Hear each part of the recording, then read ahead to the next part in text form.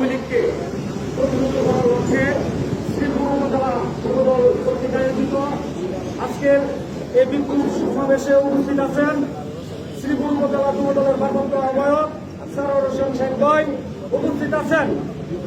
গাজীপুর জেলা যুবদলের বিপ্লবী আহ্বায়ক, যিনি বিগত স্বৈরাচার ফ্যাসিস্ট আওয়ামী লীগ সরকার থাকাকালীন অবস্থায় এই ঢাকা টু ময়মনসিংহ গ্রুপে যে পরিমাণের মিছিল মিটিং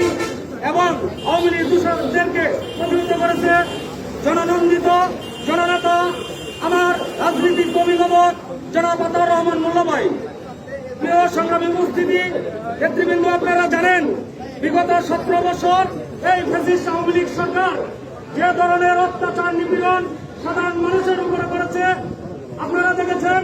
বাংলাদেশ জাতীয়তাবাদী দল বিএনপির প্রত্যেকটি নেতাকর্মীর উপরে যে ধরনের অত্যাচার নির্যাতন করেছে তারই বাংলাদেশ আজকেও সেই আওয়ামী লীগ যদি কোনো ধরনের নাশকতা করার চেষ্টা করে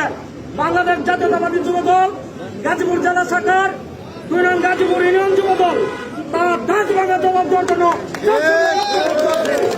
সেই কথা বলে সকলকে ধন্যবাদ জানিয়ে গাজীপুর ইউনিয়ন যুবদলের পক্ষ থেকে সংগ্রামী অভিনন্দন জানিয়ে আমার কথা শেষ করছি। বাংলাদেশ জাতীয়তাবাদী